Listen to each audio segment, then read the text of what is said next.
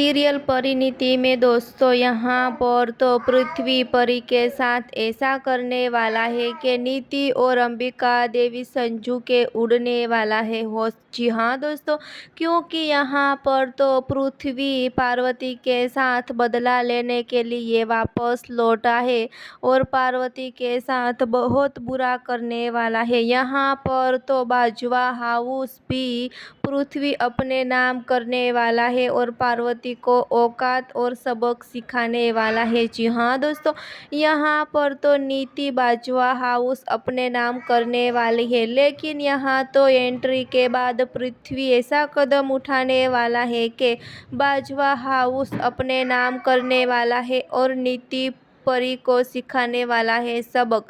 लेकिन यहाँ पर तो अंबिका देवी और पार्वती भी हार नहीं मानने वाली और पृथ्वी को सबक सिखाने वाली है।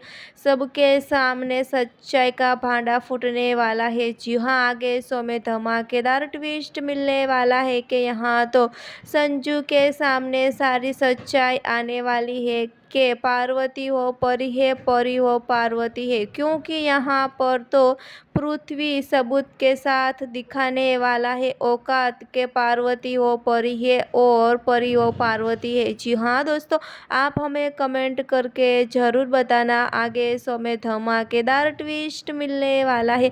आगे देखने के लिए जुड़े रहे किरण सीरियल स्टोरी के साथ। सब्सक्राइब और कमेंट करके हमें ज़रूर बताना। फिर